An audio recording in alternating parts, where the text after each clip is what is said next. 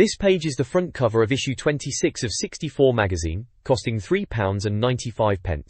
It's shouting about being the UK's best-selling dedicated N64 mag, which it probably was back then. The main focus is on Shadow Man, proclaiming him as the new N64 horror hero, with the tagline, "Dead cool, dead hard, just plain dead." There's a bunch of games flagged up, including Star Wars, Episode 1 Racer, Rugrats, and WWF Attitude. They're also teasing features on Armorines, Hybrid Heaven, and Rayman 2, with page numbers given for those. Looks like Resident Evil 2 is also featured, and there's mention of IS-99 and Metroid for news. Oh, and a free solution book inside, always a bonus back in the day. Plus games to be won inside, or quite a packed issue if I remember rightly. The next page is a bit of a blast from the past, innit? It's a full-page advert flogging video game cheats and tips. They're pushing phone lines, and even a fax service for cheats on N64, PlayStation and PC games. Remember those premium rate numbers? Are you stuck and frustrated? It asks. Of course we were back then, before the internet made cheats so easy. They've got a massive list of games, everything from Aero Fighters Assault to Zelda. You can see titles like Banjo-Kazooie, Diddy Kong Racing, GoldenEye, Turok 2 and loads more. They're promising cheats for over 750 games. There's even a character called Cheat Master in a trench coat, proper 90s style. And for the real tech heads, they've got a new fax cheats and tips service, asking if you're a games animal, desperate for cheats, and if you've got a fax machine. Madness really, but I suppose it was cutting edge at the time. This page is the contents for issue 26 of 64 magazine from 1999. Front and center is Shadowman, boasting it's hard as nails and stiff as a board. There's a feature on Michael Owen's soccer, must be ISS 64 or something similar. Regular features include the usual 64 Showcase News Roundup, readers' letters in When I'm 64, plus info on subscriptions, the Nindex for checking older games, and a tease for the next issue. The 64 site section is previewing a load of games, Shadow Man again, Armorines, which they're saying is not Starship Troopers, honest, Hydro Thunder, Hybrid Heaven, Rayman 2, which they call legless but still sober, Rugrats, Monster Truck Madness, WWF Attitude and Revolt. Game Busters covers cheats with Cheats Central and high scores in Score Zone, plus strategy for Monaco Grand Prix and Vigilante 8. The reviews section has Snowboard Kids 2, California Speed sequel to the cruising games apparently, Battle Tanks, and Rampage Universal Tour. Finally, UK Update is looking at Rush 2 and Twisted Edge Snowboarding. So there you go, that's what's inside this issue. 64 Magazine Showcase highlights upcoming N64 titles. They bemoan LucasArts' restrictive practices regarding Star Wars Episode 1 racer screenshots, but feature PC press shots describing it as a 600 mph podracer game with customization, over 20 racers including Darth Vader, and multiplayer, slated for July. Next, Grand Theft Auto is coming to N64 in the autumn, with questions about censorship. Finally, a new Metroid game is confirmed, using Zelda's engine and promising action puzzle gameplay. No release date is set, but the game will introduce Samus Aran. Also, Nintendo is working on a mystery racer called Revolver, Bullet from a Gun, due in November, generating positive internal buzz.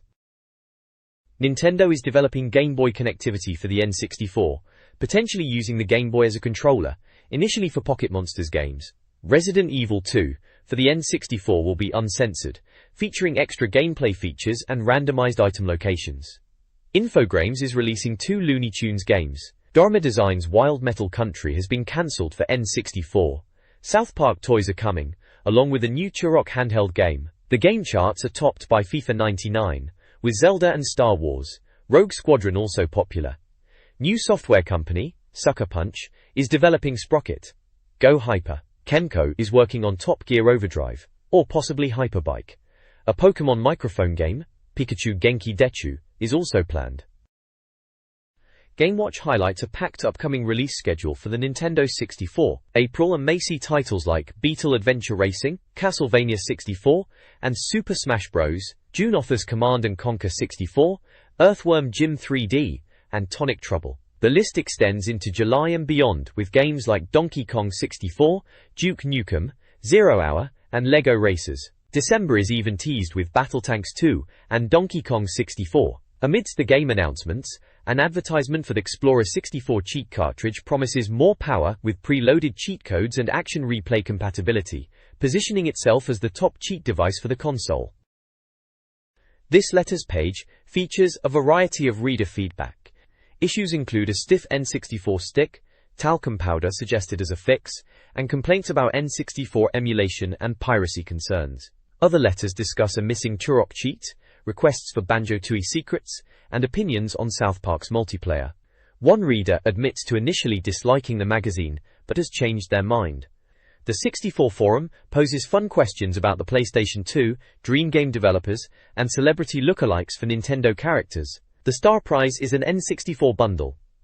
The Star Letter, by KidVid, praises the N64's accessibility and game variety, listing titles like Yoshi's Story and GoldenEye. The page is illustrated with screenshots and character images relevant to the letters.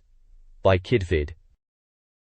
This page is all about racing, specifically racing simulation, Monaco Grand Prix on the N64. There's a competition to win 5 copies of the game, asking some pretty straightforward Formula 1 questions, like which driver isn't an F1 driver out of Prost, Herbert and Manning, and which circuit isn't a Formula 1 track from Silverstone, Brands Hatch and Monaco. They're also giving away a race 32 64th Shock 2 steering wheel, so someone's going to be kitted out for their N64 racing.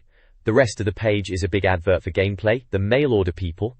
They're boasting about being the world's most powerful console retailer, which is a bit of a claim. They've got N64 consoles bundled with games like Mario 64, Zelda, GoldenEye, and even the Wave Race bundle for 85 quid. They're shifting Game Boys too, Pocket and Color, and all the bits and bobs like Game Boy cameras and printers. Gameplay have got a massive list of games for sale, all priced up. Everything from 1080 snowboarding to Zelda. They've also got official N64 controllers in various colors, memory cards, rumble packs, and even a Logic 3 carry case and steering wheel. They're pushing pre-owned games as well, saying they are nearly new quality and give guarantees. Looks like a one-stop shop for your N64 needs, really. 64 Magazine's Reader Awards highlight favorite games across several technical categories. The Legend of Zelda, Ocarina of Time won Most Stunning Visuals. Turok 2, Seeds of Evil's Cerebral Bore took Best Power-Up/Weapon, while GoldenEye's Tank won Best Vehicle. Zelda's Fishing earned Best Subgame. GoldenEye's Meeting Jaws scene won Most GOBS Macking Moment. GoldenEye also received Most Ear-Trembling Audio. Finally, Most Bonkers Plot went to Space Station, Silicon Valley. 64 Magazine's Reader Poll reveals some favorites. Link from Ocarina of Time is crowned Greatest Hero, beating James Bond and Duke Nukem. Ganondorf, also from Ocarina of Time, takes Most Terrifying Enemy, followed by Primogen and Jaws. Bond from GoldenEye wins Hunk Award, with Duke Nukem and Turok as runners-up. Xenia Onatop from GoldenEye is the Babe, ahead of Gruntilda and Adult Zelda. Rare wins Best Game Developer, surpassing Nintendo and Konami. Finally, Navi from Ocarina of Time is the most annoying character, with Kazooie and Gex as runners-up. 64 Magazine's Reader Awards highlight favorite N64 games. Is 98 wins Supreme Sports, with GT64 deemed most overrated. Clay Fighter 63 1/3 is worst game, while GoldenEye dominates best multiplayer. Perfect Dark is most anticipated, and The Legend of Zelda, Ocarina of Time takes best game overall, with Link and Ganondorf also topping previous polls. 4-player games wins Ultimo Cool, Dechen Toys. Winners' speeches include Rare acknowledging their impact, DMA celebrating originality, and Konami's excitement for ISS 98's victory, with plans for ISS 99.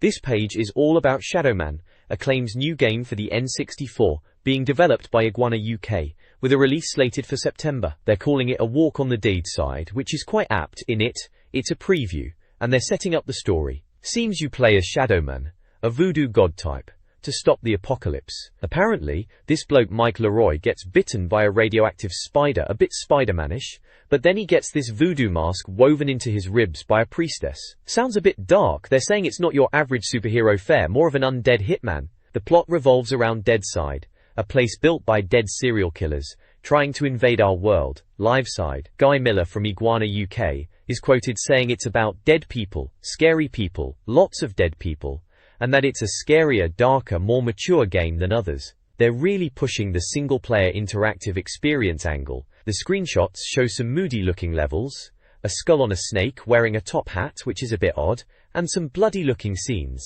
They mention exploding heads as a feature, calling it nicely unpleasant. Apparently, the game engine, Vista, allows for massive outdoor locations, which is a boast, that is.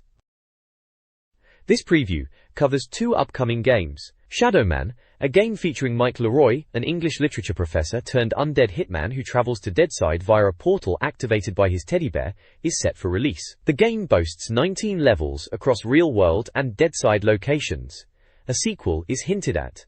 The preview also details Shadow Man's advisors. The second game, Armonines, described as a first-person shooter in the vein of Starship Troopers and Turok 2, has Marines in powered armor battling bug-like aliens. Developed by Probe and published by Acclaim, it is slated for an October release and utilizes the Turok 2 engine, promising a range of weapons, including gender-specific options. This page previews Hydro Thunder on the N64, finally bringing proper powerboat racing to the console. They're saying it's from the same folks who did Duke Nukem, 0 Hour, and with the N64's grunt, it's about time we got boat racing after all those jet ski games like Wave Race 64. It's not just hovercrafts like Diddy Kong Racing either, these are proper boats. They've packed in 13 different tracks, ranging from sunny tropical islands in Venice to some kind of post-apocalyptic drowned world. The gameplay's arcade style, all about speed and grabbing boost power-ups rather than weapons, and the track design sounds like it's got multiple routes, a bit like Beetle Adventure Racing. They reckon it should be a pretty decent arcade conversion, and are looking forward to updates. Screenshots show off the in-game visuals. The publisher is Midway, and the UK release date is still to be confirmed. Over on the right side of the page is a massive advert for a new DVD magazine, banging on about over 200 DVD reviews, how VHS is old news, home cinema stuff, and something about James Bond DVDs, and a competition to win a DVD player. A bit off topic really, all this DVD stuff, in a games mag. This page is all about Hybrid Heaven on the N64. Looks like Konami were being proper secretive about this one, comparing it to Phantom Menace levels of secrecy in the article. They're calling it a mix of beat-em-up and RPG combat, saying it's turn-based but with tactical bits like rapid strikes and building up power for big attacks. Sounds a bit different to your usual brawler. The story sounds a bit bonkers. Something about body swapping, genetic experiments, and even the President of the United States being involved, all going on in a secret base under New York. Publisher is Konami, and it was due out in June '99 according to this. There's a little bit about robot wars, mentioning the enemies being robots, clones, mutants and heavy tinheads. The screenshots show off the graphics and combat, with one caption about a barbecue gone wrong which is a bit of a laugh. They reckon it's got a system a bit like Parasite even on the PlayStation, so they think Konami can pull it off. They're expecting a summer release for this one. This page showcases Vigilante 8, looks like a proper explosive auto combat game for the N64. It's boasting 4-player action, published by Activision and developed by Luxoflux. Plenty of flames and missiles flying about in the artwork, looks a bit mental. This page is all about Rayman 2, The Great Escape, calling him the world's first legless superhero no less. They're saying it's about time we got a proper 3D Rayman adventure on the N64, and Ubisoft are promising this will fill a gap in the market. Apparently, the emphasis is on fast-paced action, not just wandering around like some exploration game. The story is pretty straightforward, something about pirates capturing everyone, and Rayman needs to rescue his mates and save the world by finding the 4 faces of Polycus, whoever that is. They're using all sorts of weird transportation too, like water skis and roller coasters. Sounds a bit mad, doesn't it? Graphically, they reckon it's a massive improvement from what we've seen before, which is good to hear. They're talking about the characters as well. In a dramatis personae section, we've got Leslie, this waif-like girly, Glowbox who's a rotund chap, Clark with a massive chin, and even a whale that helps you breathe underwater. Bonkers cast of characters as you'd expect from Rayman. And get this, they're even doing a Rayman TV series. 13 episodes are planned apparently, computer-generated, to bring the Rayman universe to a wider audience. What next, a Rayman film they're asking? It's all go for Rayman, isn't it? Published by Ubisoft and due out in November, so not too long to wait for this one. The next page features 2 previews. First up, it's Rugrats Scavenger Hunt. They're calling it a Mario Party-style board game for the N64, aimed at fans of the cartoon. Apparently, it's got 3D versions of Tommy, Chucky, Phil, Lil and Dill as playable characters, plus all the voices and music from the telly show, which should please the ankle-biters no doubt. It's said to have randomly generated board layouts, so each time you play it'll be different. They're even comparing it to PlayStation games, although they are hedging their bets a bit on that one, saying not quite, or something. It's due out in the summer. Then there's Monster Truck Madness 64, which is all about size apparently. It's coming to the N64 from Edge of Reality, who did the PC version. They're promising 20 massive monster trucks, 2 of which are exclusive to the N64, and huge arenas for off-road mayhem. Game modes include Exhibition, Circuit, and Police Chase. They're boasting about power-ups, like shields and super jumps, even turning invisible or miniaturizing other trucks. Bonkers. Rockstar Games are publishing it, and they're saying to expect dynamic lighting, reflection mapping, and cockpit views too. Sounds like they're throwing everything at it. Release date is TBA. There are screenshots of both games. Rugrats showing the 3D characters in board game style levels, and Monster Truck Madness showing the big trucks doing their thing, even playing football with monster trucks apparently. WWF Attitude for N64, from Acclaim, is previewed as a follow-up to WWF Warzone. The game promises over 30 game modes, wrestler entrances with music and taunts, and 150 plus new moves, including the ability to attack opponents backstage. Features include commentary that recognizes custom wrestlers, crowd chants, and new weapons. The Creator Wrestler mode allows for detailed character customization, including slogans on attire. The roster is extensive, featuring Stone Cold Steve Austin, The Undertaker, The Rock, and many others, with 10 hidden wrestlers. Screenshots showcase in-game action with various wrestlers, and the captions embrace the Attitude Era's edgy humor. This page features a preview of Revolt, the new racing game from Probe and Acclaim, scheduled for release in June. It's described as a remote-controlled car racer, moving away from their usual motorbike games, but with a similar feel to XG2. Apparently, early versions only had one track, and buggy multiplayer was a bit ropey, but they reckon it has potential. The track featured in the preview is set in a typical suburban street with parked cars and ramps, and the game will have weapons and power-ups, including water balloons. They are also promising museum-themed tracks, like Egyptian and prehistoric levels. Alongside the Revolt preview, there are adverts for new age consoles. They're pushing Sega Dreamcast and Nintendo 64 consoles, as well as a load of games and accessories for both. Looking at the N64 games list, they have both UK pre-owned and import versions. There's a massive list of games including titles like 1080 Snowboarding, Mario Kart 64, Zelda, Turok 2 and many more, plus accessories and add-ons like memory cards and expansion packs. They're also offering a service to play Dreamcast games in color on SCART TVS. Seems like a pretty typical game shop ad from back then, listing loads of stock and mail order options.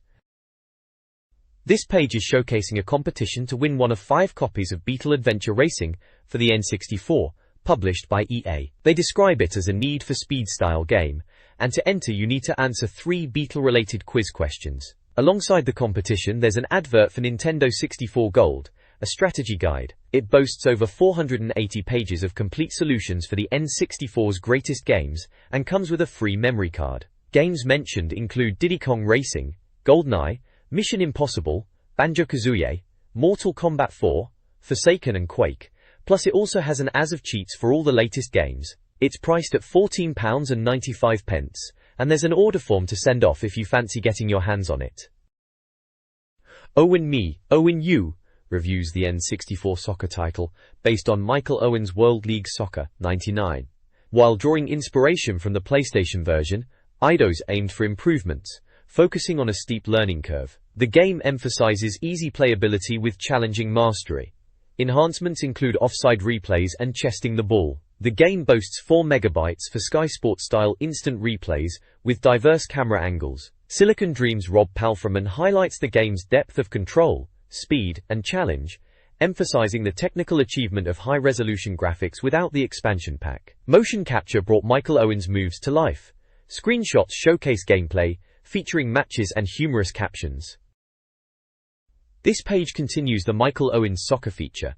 The interview digs into the game's details, like how they aimed for proper sound and crammed it all onto the cartridge. They chat about keeping the teams and stats up to date, saying most are current but transfers and injuries might cause a few wobbles. They're hinting at comedy cheat codes, big heads and that sort of thing, but keeping Shot'em for now. Michael Owen got picked because he's top drawer and a sound fella apparently. The N64 version is the better one apparently. Improved gameplay and replays, thanks to motion capture. When asked about tie-ins with Owen's crisps, they're keeping their cards close to their chest. You get special moves like stepovers and knock-ons. And not every player is real. legal reasons and all that, so some made UP players are kicking about. One of the screenshots even shows a bit of a dodgy obstruction. Warrington ne. Then there's an advert for Maxking interfaces, pages of games and gear for all sorts, including the N64. Memory cards, controllers, cables, and loads of games like Zelda, Mario Kart, Banjo-Kazooie, Doom 64, Star Wars, Turok, you name it. Prices all over the shop. They're based down in Doncaster. Open weekdays, 9 to 5. This page is all about the reviews in it. Right in the thick of it, big splash for Snowboard Kids 2. They reckon it's got bigger noses and attitudes, aimed at the nippers. Scored it a 48%, which ain't brilliant, just under average according to their scale here. They've got all these little boxes explaining what their review bits mean. Ninfo for player numbers and rumble packs and all that guff. PAL performance for how it runs on tellies over here. Supplied by for import stuff. 64,000 question for the good and bad, and memory options for save games. Then there's the 64 magazine rating bit, explaining their 5-star N64 controller scale. 5 controllers is top-notch, complete rubbish is 1 controller, with a chunk missing. Makes sense. Coralies. Down the side, they've got a load of other reviews lined up. California Speed, sounds like a racer, Battle Tanks, Rampage Universal Tour, Rush 2, and Twisted Edge Snowboarding. Looks like a right mixed bag this issue. They're also explaining their review breakdown. Bottom line controls is about the pad, naturally. Alternatives is games in the same ballpark. Rating covers graphics, audio, gameplay, and challenge. Then there's the overall score, and a soundbite, which is the game in a nutshell, for the lazy sods. And at the bottom, their final score scale 95% plus is top gong stuff. 9,490% is Sizzler Country. 8,975% is good but not awesome. Right down to below 10%, which is just pathetic apparently. Ouch. Snowboard Kids 2 receives a 48% rating, deemed middling. The game boasts improved graphics and more detailed character and background designs, maintaining the series' quirky style. It features 15 tracks, though not all are unique. Players can choose from new characters, power-ups, and boards, with boss races against unusual opponents. Notable features include snow jokes and mad bad borders, though the latter is considered inferior to the first game. Different board types, speed, trick, balance, influence performance. The game's track list includes diverse locales, such as Sunny Mountain, Turtle Island, and Haunted House. The review concludes that while Snowboard Kids 2 offers addictive gameplay, outlandish tracks, and improved graphics and the core gameplay remains similar, and some tracks are cluttered for multiplayer. Overall, it's considered a so-so experience. 64 Magazine gave Snowboard Kids 2 an 80% rating, praising its graphics, audio, and gameplay. The review highlights unique elements like a snowman boss battle, a Paperboy-style shooting section, and giant-sized house courses. New costume options for characters, including Mr. Dog's variants, are also featured.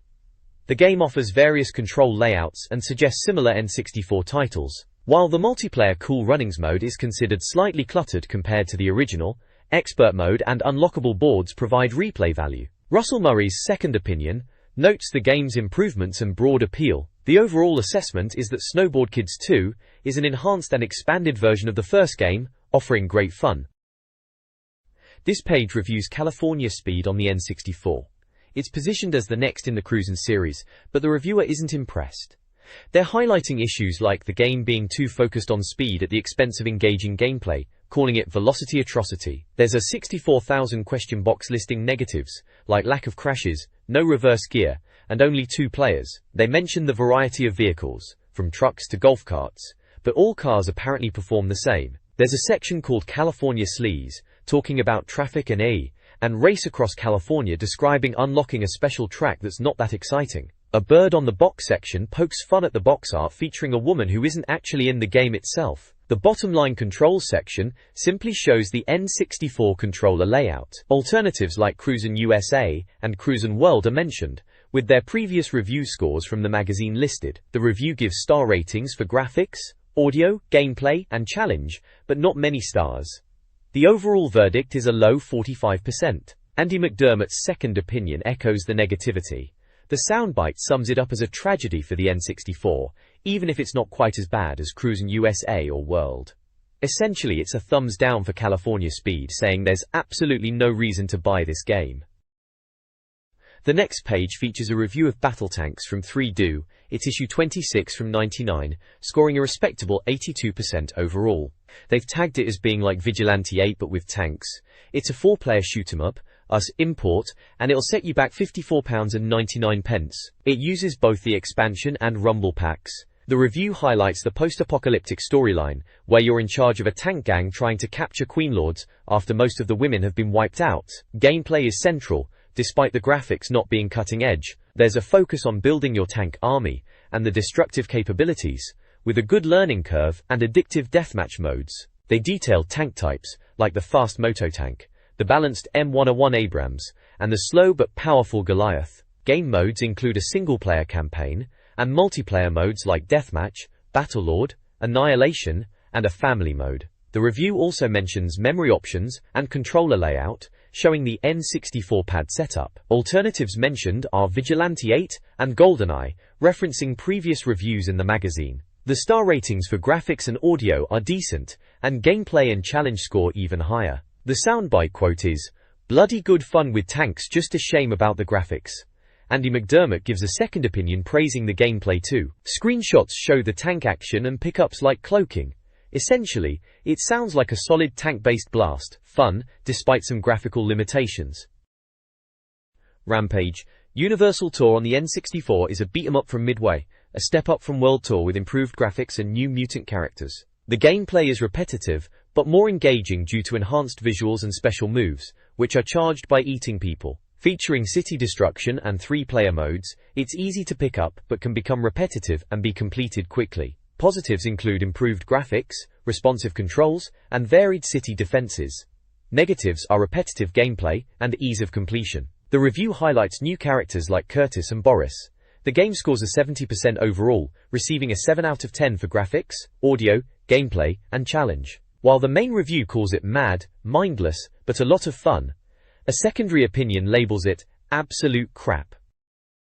San Francisco Rush 2, for the N64, a GT interactive title, is a significant improvement over its predecessor. The reviewer praises the game's exploration-focused design, encouraging players to discover secrets and shortcuts. Car handling is vastly improved, allowing for proper cornering, though it still falls short of titles like Beetle Adventure Racing and F1 World Grand Prix. The game features Smart A opponents in the 4-wheel Fools mode, and diverse levels spanning locations like Hawaii, New York, and La La, including stunt tracks. Limited car customization options are available. The UK PAL version performs well, with no speed reduction compared to the US version. A second opinion calls it superior to Beetle Adventure Racing. The game earns 4 Nintendo logos across various categories, resulting in an overall score of 80%. Alternatives mentioned are Beetle Adventure Racing and Scars.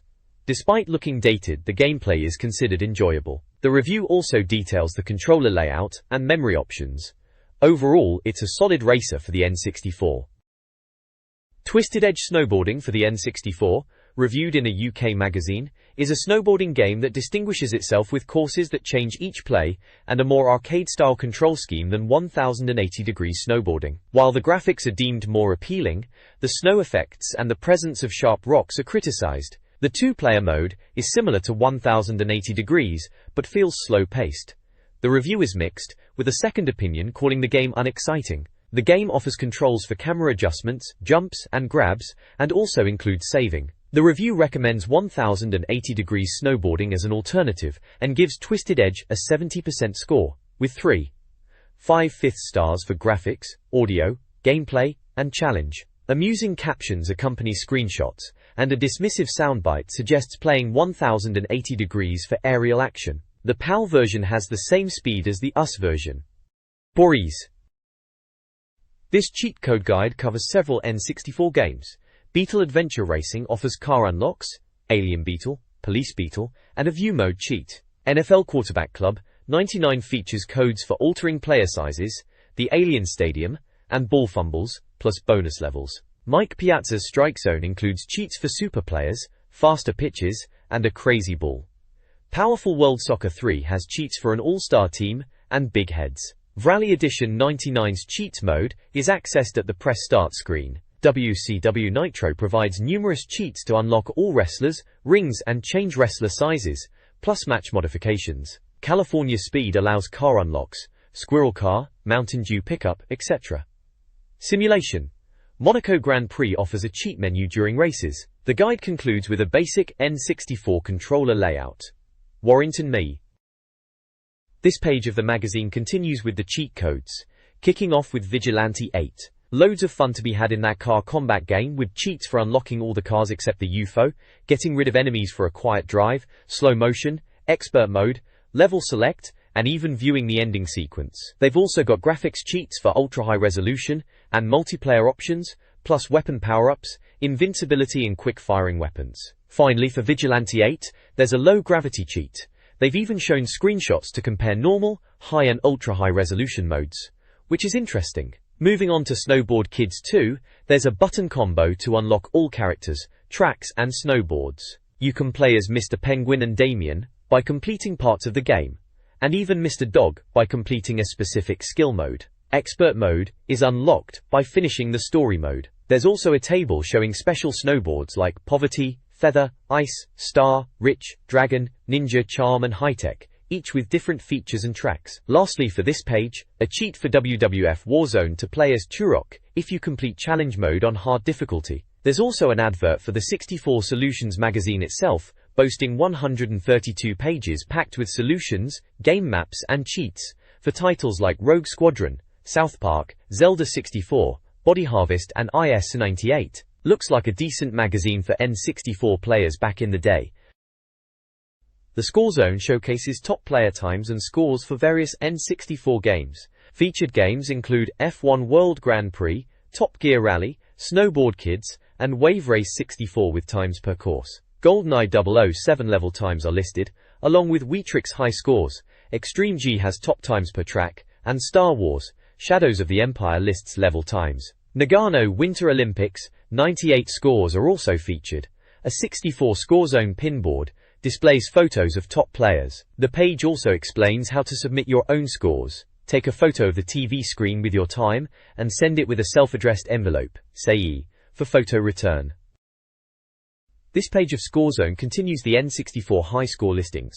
For F-Zero X, we're looking at times for tracks like Silence, Sand Ocean, Mute City, and Red Canyon. Banjo-Kazooie speedrunners have been busy on Mumbo's Mountain, Click Clock Wood, and Mad Monster Mansion. WWF Warzone fastest win record is there, along with Tetrisphere high scores for rescue and puzzle modes. Mischief Makers players are ranked by gem collection, and 1080 snowboarding features top times on Crystal Lake and Golden Forest across Trick Attack modes. Mario Kart 64 time trial records are listed for courses like Luigi Raceway, Moo Moo Farm and Rainbow Road. Diddy Kong racing fans will find top times for Ancient Lake, Fossil Canyon and Hot Top Volcano. Quake 64 speedruns for various maps are in there, including the Slipgate Complex and the Necropolis. Fighters Destiny fastest record attack times, and Rodeo and Survival mode wins are listed. Star Wars, Rogue Squadron times for missions like Ambush at Mos Eisley are shown, along with times for Turok training level and Chameleon Twist Jungle Land. At the bottom, the Ultimate Player feature is advertising a chance to win a Trident pad and 256k memory card each month for the player who impresses them most. This page is a Games Shop advert for EB Exchange, pushing their mail order service and game swapping deals. They reckon they are #1 for mail order and boast about having the best prices on a massive selection of new and second-hand N64 games in Europe. They've got loads of genres listed from shoot-em-ups like Doom 64 and GoldenEye, to platformers like Mario 64 and Zelda, and even RPGs like Body Harvest. Free delivery and a no-quibble guarantee are mentioned, plus their London shop address. This page is a playing guide for racing simulation. Monaco Grand Prix, a top-down racer on the N64. It's like a cheat sheet to get you started. They've listed 11 teams, each with 2 drivers. Teams like Elite, Jasper, Wilson and Douglas, with drivers such as T. Zagositan and D. Mill. Then there are track guides for Australia and Brazil. The Australia section describes it as a Formula 1 championship track with varied corners and an average speed of over 200 km per hour. Advising players to be careful of the open grass and gravel traps. Location is Melbourne, Australia. Length 5.301 kilometers, 58 laps, and total length 307.458 kilometers are mentioned. There's a screenshot with the caption, "This track provides plenty of opportunity for speed." The Brazil section talks about it being the second round of the championship in South America, a challenging track with difficult corners, advising caution when overtaking as your car is fragile. Location São Paulo, Brazil, length 4.292 kilometers, 62 laps and total length 266.104 kilometers are listed. A screenshot shows a race underway, with the caption, "Be careful not to collide with the opponents when overtaking your car is fragile." Another caption says, "The first corner is where the pack usually bunches up, the field thins out soon after." This looks like a handy little guide to get the edge in the game. The next page continues the playing guide for racing simulation. Monaco Grand Prix, this time focusing on 4 more tracks. First up is Argentina, specifically Buenos Aires, described as a narrow and hazardous track with slow corners, making pole position key. They mention the length is 4.259 kilometers, with 72 laps, for a total race distance of 306.648 kilometers. Next is San Marino, or Imola to you and me, infamous of course for the '94 tragedy. They say chicanes were added after that to slow it down, but it's still a fast and challenging track, with a length of 4.930 kilometers, 62 laps, totaling 305.660 kilometers. Then there's Spain, the Barcelona track, noted for sweeping bends and few overtaking spots. The advice is to ease off the accelerator for the longer corners and use the start-finish straight for overtaking, with gravel traps to watch out for. The stats are 4.728 kilometers length, 65 laps, for a 307.320 kilometers total length. Finally, Monaco gets a look in. Monte Carlo, naturally described as the most famous racetrack, a street circuit with tight corners and not many straights, making overtaking tricky and races sometimes processional. They warn about the barriers around the edges of the track. Monaco is the shortest of this bunch at 3.366 kilometers, with 78 laps and a total length of 262.548 kilometers. Each track section has a little overhead track map and an in-game screenshot to give you a visual idea. This guide explores 4 circuits in the N64 racing simulation. Montreal, Canada, is a balanced 4.4 kilometers track, 69 laps, with tricky chicanes where corner cutting is penalized. France's Magny-Cours, 4.2 kilometers, 72 laps, features long straights and a chicane, but warns against going off track. Silverstone in Great Britain, 5.14 kilometers, 60 laps, is a fast track with challenging corners and gravel traps. Finally, Germany's Hockenheim, 6.5 kilometers, 45 laps, a test of skill, demands low downforce and features tight chicanes with cars reaching high speeds. This page continues the playing guide and moves on to 4 more circuits in the racing sim. First up is Hungary, set at the Hungaroring in Budapest, a shorter track at just under 4 kilometers over 77 laps. It's described as dirty and tight, with lots of gravel traps. Next is Austria at the One Ring, a stop-start circuit around 4.3 kilometers and 71 laps, with sharp corners and deep gravel. Italy is Monza, a fast circuit at just under 6 kilometers and 53 laps, known for accidents and requiring good pit stop timing. Finally, Belgium's Spa-Francorchamps, a longer 7 kilometers track over 44 laps, is hailed as one of the best, a fast circuit but with a tight hairpin and potential for pileups, especially in the wet. Each track has a top-down map and an in-game screenshot showing the racing action. There's advice dotted around the page, little tips for mastering each circuit. This page carries on the racing circuit guide, this time featuring Luxembourg and Japan. Luxembourg, based at the Nürburgring, is described as a tough circuit with plenty of corners and gravel traps to catch you out. Then there's Japan, set at Suzuka, which is a Honda test track apparently, known for being a good mix of fast and slow corners, and a decent straight for overtaking. It mentions the Senna and Prost battles there back in '90. Over on the right, there's a few adverts, one for some USA Live phone lines, another for Console King selling consoles and games, and Mad Andy's Game Station pushing their sales and exchanges. And at the top and bottom there's a little Zelda saying, "Throw out Mario! Click sell now on QXL.com. Right then, let's get back to those tracks. This page is all about Vigilante 8, proper car combat classic that. It's a playing guide, part 1 of the complete guide apparently. It kicks off with the standard weapons, like interceptor missiles, mosquito machine gun and bruiser cannon, all your usual car combat fare. They've even got special moves for each of these standard weapons, like the Halo decoy and afterburner for the missiles. Then there's power-ups, shield, radar jammer, weapon upgrade and repair wrench, all the usual suspects to give you an edge in a rumble. There's a section on a mystery character, Why the Alien you gotta unlock by completing the first 2 secret missions in quest mode. Apparently it's a fast vehicle with decent armor and tracking avoidance. And lastly, down the bottom are all the characters. Chassis Blue, Sheila, Slick Clyde, John Talk, Dave and Convoy on one side, and Loki, Houston 3, Boogie, Beeswax, Molo and Sidburn for the Coyotes, each with their own vehicles, like Chassis Blue's 67 Rattler and Sidburn's 69 Manta, and stats for speed, armor, and tracking avoidance. Looks like a good roster of motors to choose from, for a bit of vehicular mayhem. This page continues the Vigilante 8 playing guide, with a look at some of the level maps and locations. We've got the oil fields set in New Mexico, described as dangerous with flame jets and oil tanks, and aircraft graveyard in Arizona, where you've got to watch out for bombing runs from active planes amongst all the scrap aircraft. Then there's Ghost Town, also in New Mexico, apparently with closed down clubs and a train trundling about. And finally Hoover Dam in Arizona/Nevada, where getting wet means stalling your engine and becoming helpless. Each location gets a little map showing the layout and weapon and power-up locations, marked with colored squares. Down at the bottom is the map key explaining the colors: pink for special weapons, cyan for any weapon, yellow for any power-up, gray for any weapon or power-up, blue for special or any weapon, and the wrench icon for one-time predetermined pickups. The red triangle marks the player 1 start point. It also mentions for the Canyonlands level, the arrow direction shows where boulders will fall. Looks like a handy guide to getting your bearings in these arenas. This page continues the Vigilante 8 playing guide, showcasing more level maps. We've got Valley Farms in California, described as an orange grove with deadly windmills, exploding silos and even tidal waves.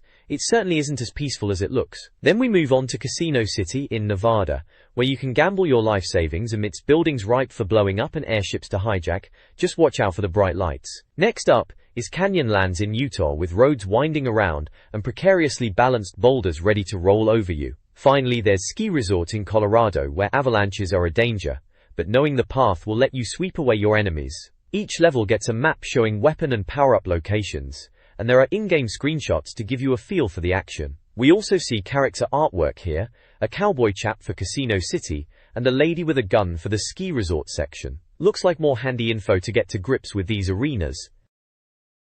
This page is an advert for Nintendo 64 Secrets, Strategies, Solutions Guides, covering various games. There's Volume 1, which is 200 pages, and includes Mario 64, Turok and Star Fox, and more, for £14.95 and comes with a free memory card. Volume 3 is for £9.95 and is a massive collection of tips, playing guides and cheats. Volume 2, also £9.95, focuses on games like GoldenEye, Diddy Kong Racing and Extreme G.